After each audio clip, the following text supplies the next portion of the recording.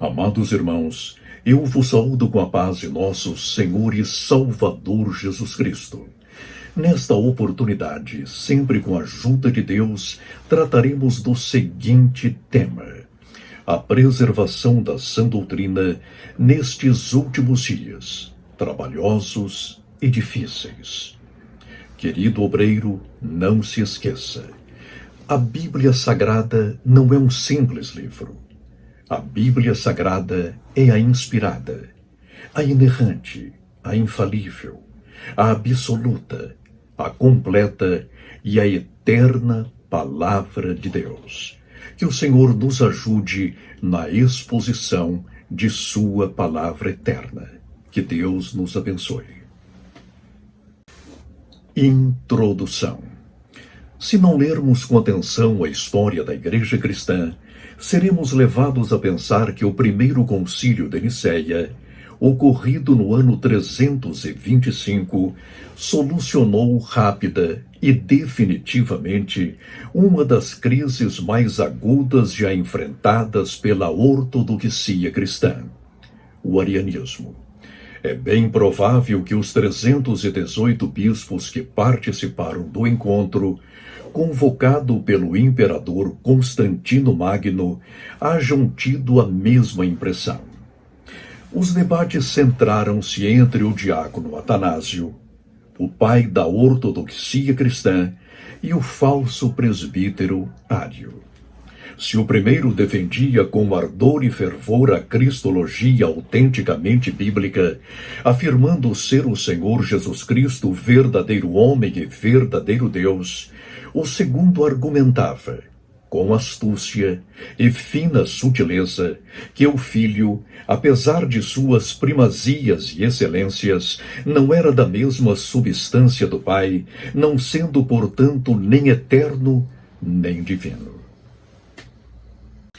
Encerrados os trabalhos, parecia que a ortodoxia havia exterminado finalmente a virulenta heresia. Afinal, os conciliares levariam às suas congregações, igrejas e regiões eclesiásticas um credo que se eternizaria por sua biblicidade, concisão e beleza. Mas, conforme veremos no transcorrer desta mensagem, nenhum erro doutrinário pode ser debelado através de uma declaração de fé ou mesmo de uma ordenança imperial. A preservação da sã doutrina, querido obreiro, exige vigilância, santidade, oração e estudos intensivos, sistemáticos e devocionais da Palavra de Deus.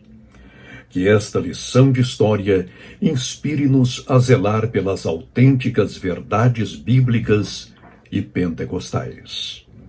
Esta postagem foi inspirada na palestra gravada por meu irmão, pastor Gilberto Correia de Andrade, cujo link acompanha a descrição deste vídeo. Tópico 1. O dia em que o mundo cristão acordou ariano.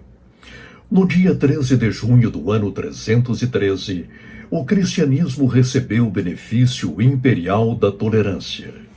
Segundo o Edito de Milão, decretado por Constantino o Grande, a partir daquela data ninguém mais poderia ser perseguido em virtude de sua fé. Embora o imperador se declarasse religiosamente neutro, politicamente achou oportuno convocar o primeiro concílio ecumênico da cristandade com o intuito de preservar a unidade do Império Romano, que já vinha sofrendo com as incursões bárbaras.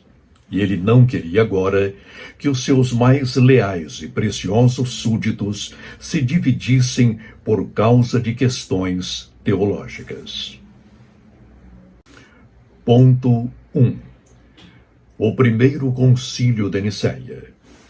Constituído nos moldes do Senado romano, o primeiro concílio de Nicéia, como já vimos, declarou a vitória da Santíssima Fé sobre o arianismo. A heresia ariana ensinava que o Senhor Jesus, conquanto superior aos homens e aos anjos, era inferior a Deus. Logo, não podia ser considerado um ser divino como o Pai, a primeira pessoa da Santíssima Trindade. Por causa desse perigoso desvio bíblico doutrinário, os conciliares, após haverem condenado o falso presbítero Ário, confiaram à Igreja Cristã este belíssimo e substancioso credo. O Credo de Nicéia. Creio em um Deus Pai Todo-Poderoso, Criador do céu e da terra, e de todas as coisas visíveis e invisíveis.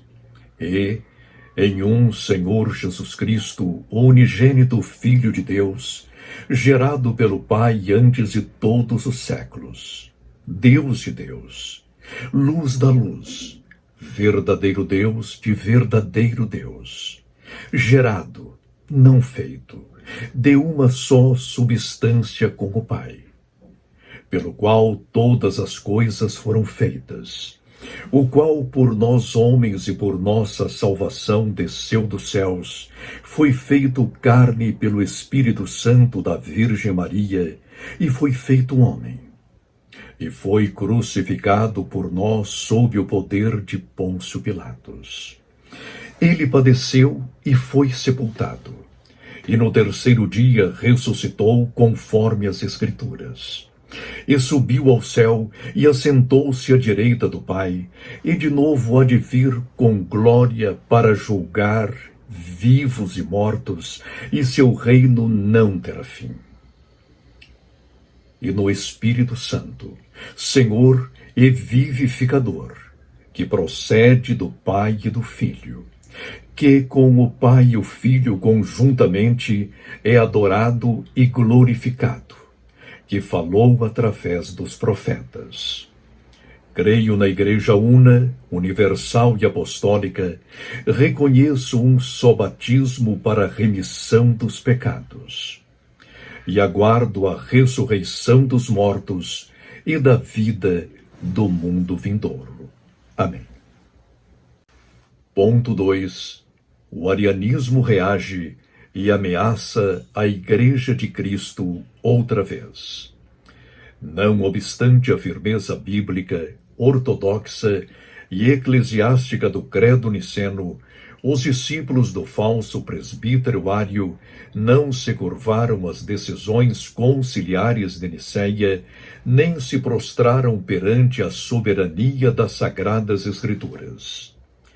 O que parecia o epílogo de uma peleja era agora apenas o prelúdio de uma longa e renhida guerra pela Santíssima Fé.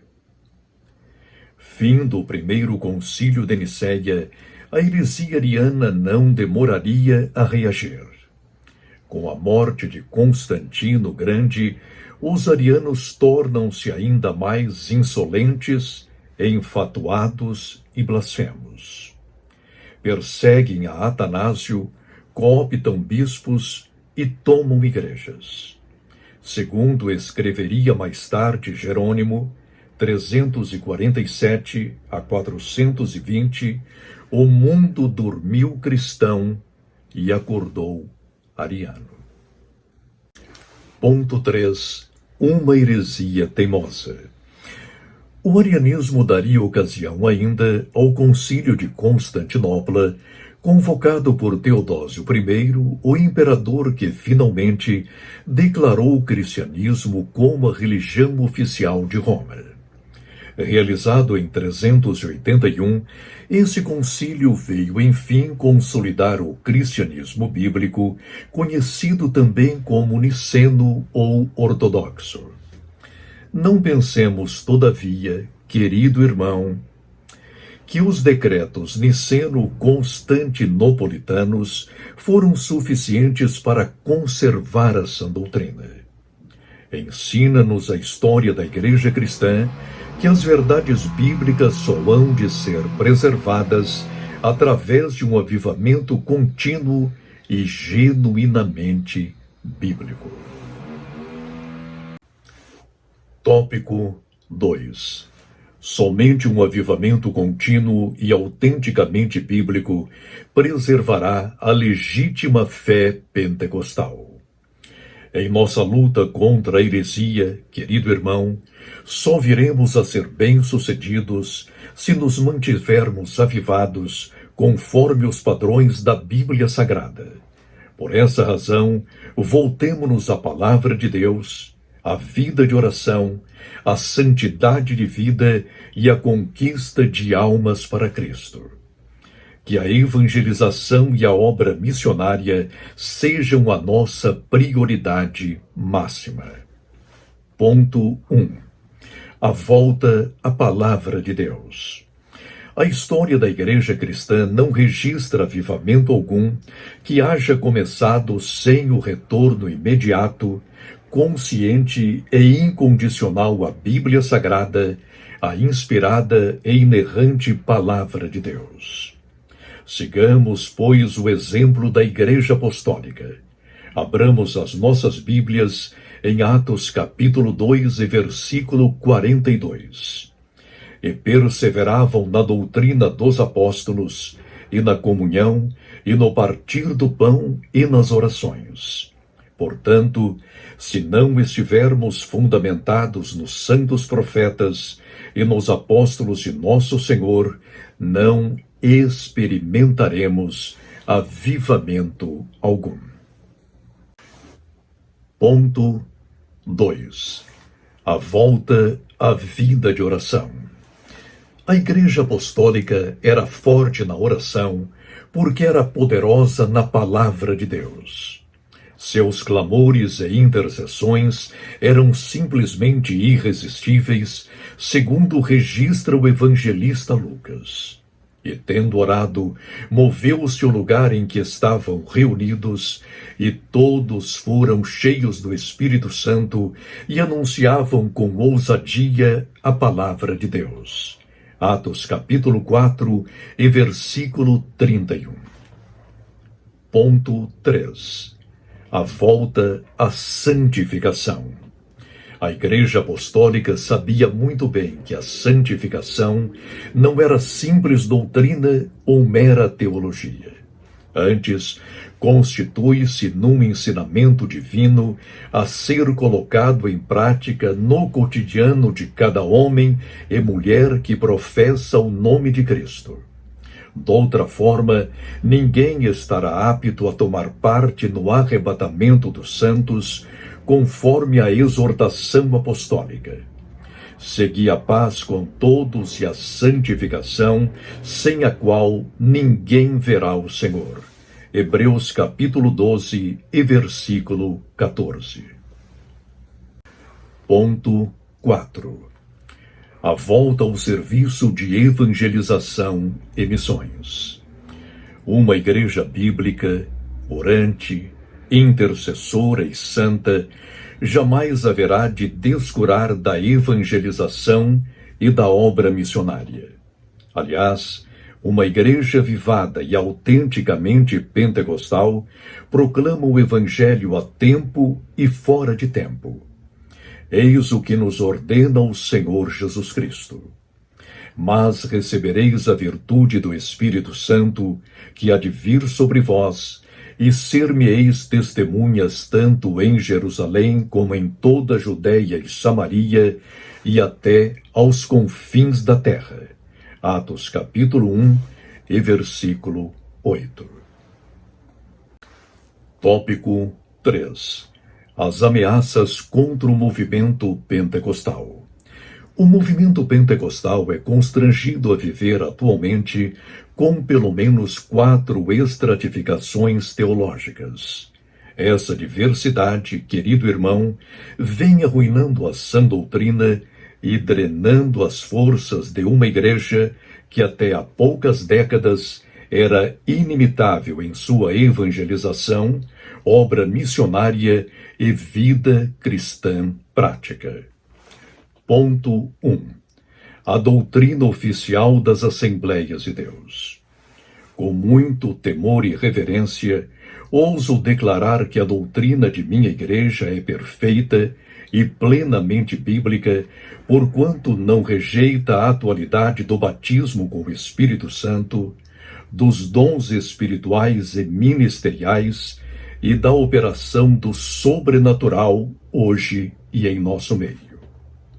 Em nosso escopo doutrinário teológico, temos a Bíblia Sagrada como a nossa autoridade máxima, porque ela é a inspirada, inerrante, infalível, absoluta, completa e eterna Palavra de Deus.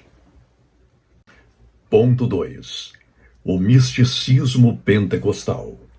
Infelizmente, vem espraiando-se em nossos arraiais um misticismo carnal, extravagante e totalmente contrário à Bíblia Sagrada. Imitando dons espirituais, forjando profecias e pretextando sonhos e visões, logra desviar a muitos do verdadeiro caminho do Senhor. Os que ainda não conhecem o verdadeiro pentecostalismo são induzidos a pensar que a Assembleia de Deus, por exemplo, é um movimento exótico e antibíblico. Essa ameaça, se não for prontamente debelada, levar-nos à ruína doutrinária, teológica, eclesiástica e institucional. Ponto 3. O academicismo pentecostal. Desde o início desse século, vem se cristalizando em nosso meio o academicismo pentecostal, tornando a academia um fim em si mesma e ressuscitando o método histórico crítico. O academicismo pentecostal corre o risco de rejeitar por completo a Bíblia Sagrada como a inspirada e inerrante Palavra de Deus. Que os nossos acadêmicos jamais se esqueçam deste pressuposto áureo. Só existe segurança doutrinário-teológica quando a doutrina e a teologia são elaboradas no âmbito da Igreja de Cristo, pois todas as nossas declarações de fé e prática têm de vir acompanhadas desta introdução apostólica. Na verdade, pareceu bem ao Espírito Santo e a nós. Atos capítulo 15 e versículo 28. Ponto 4. O ecumenismo pentecostal. Desgraçadamente, os tentáculos do ecumenismo, a princípio denominacional e cristão, mas já evoluído para o monoteístico e agora também para o pan-religioso, vem cooptando partes consideráveis da pentecostalidade intelectual e teológica. Se não vigiarmos, os compromissos interreligiosos pós-modernos impedir-nos-ão de levar o Evangelho de Cristo até os confins da terra. Somos contra guerras e entreveros religiosos. Sim, senhores. No entanto, não podemos deixar de proclamar o Evangelho de Cristo a todas as nações. Que jamais nos submetamos aos caprichos do globalismo, do pós-modernismo e da agenda do anticristo. Pregaremos o Evangelho de Cristo a todos, em todos os lugares e por todos os meios possíveis, porque dele, de nosso Senhor, recebemos esta santa incumbência. Pregai sim o Evangelho, porque o Rei está voltando. Tópico 4. Como manter e preservar a sã doutrina. Afinal, querido obreiro, como manter e preservar a sã doutrina? Nestes dias finais e trabalhosos, empreguemos todos os esforços e recursos com o firme intuito de conservar incólume a santíssima fé. Portanto, tomemos as seguintes providências. Ponto 1. Voltemos ao ensino sistemático da Bíblia Sagrada. que a liturgia pentecostal seja ordenada biblicamente e que a exposição da palavra de Deus seja a prioridade máxima de nossos púlpitos. Reservemos mais tempo aos sermões e estudos bíblicos. Voltemos aos cultos de doutrina e não destruamos a escola bíblica dominical. Repito, não destruamos a escola bíblica dominical. Que a Bíblia Sagrada, que é a inspirada e a inerrante palavra do Deus único e verdadeiro, não desapareça de nossas reuniões. Ponto 2.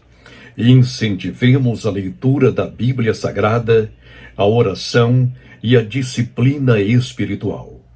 Instruamos o povo de Deus a ler e a estudar a palavra de Deus e a falar com o Deus da palavra.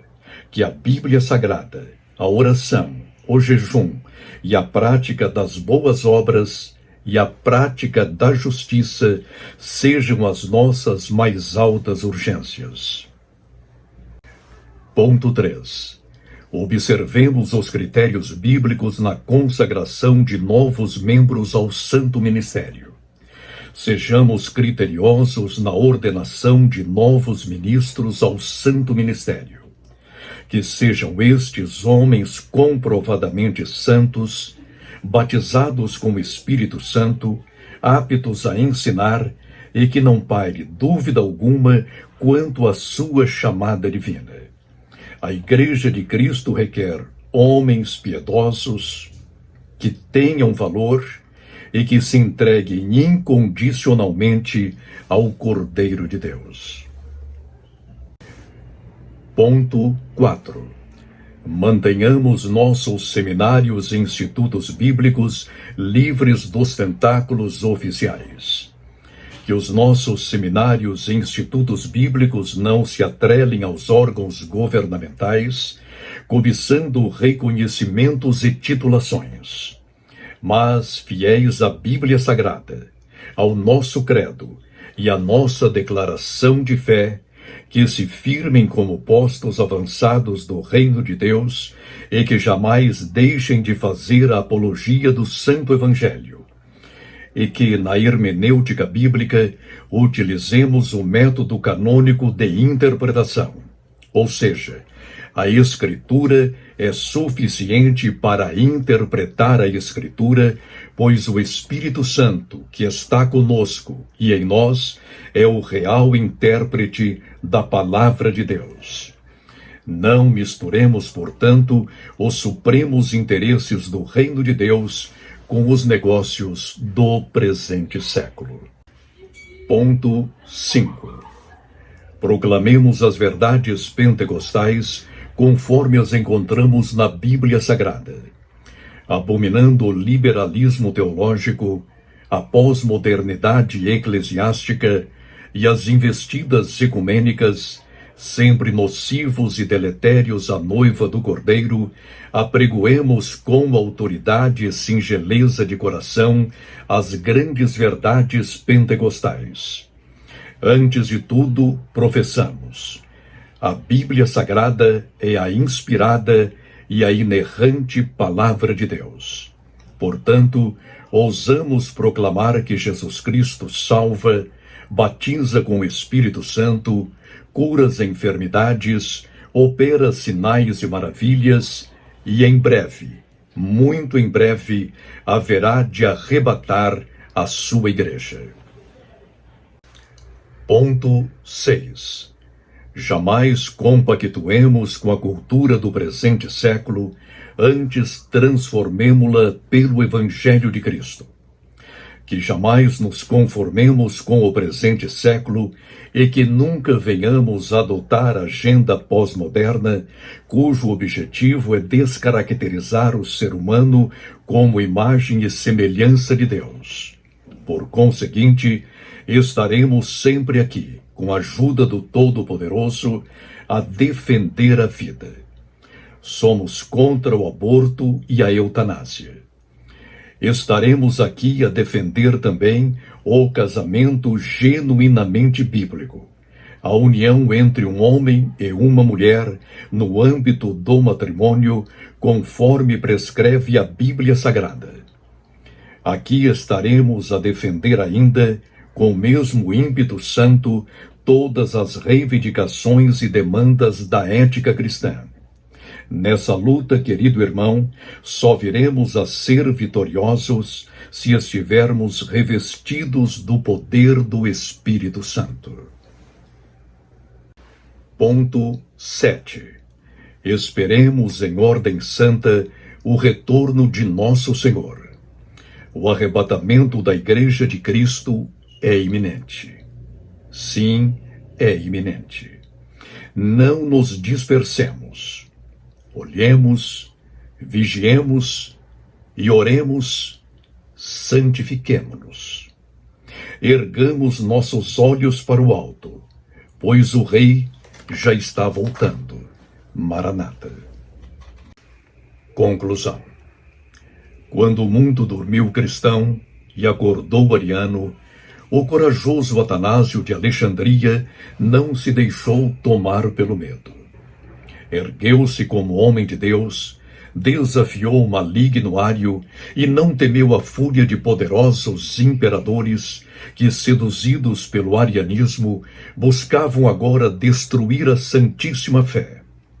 Em seus 45 anos de bispado em Alexandria, Atanásio sofreu 5 exílios.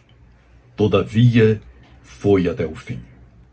Atanásio não temeu erguer-se contra o mundo.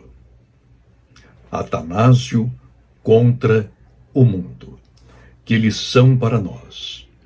Sem a sua luta, o arianismo teria prevalecido em todo o orbe cristão, destruindo fundamentalmente a soteriologia cristã. No dia 18 de janeiro de 373, o grande herói e protetor da Igreja cristã morreu em paz em seu leito. Hoje, em virtude de sua batalha pela Santíssima Fé, recebe ele estes títulos: Pai da Ortodoxia e Pai do Cânon Sagrado.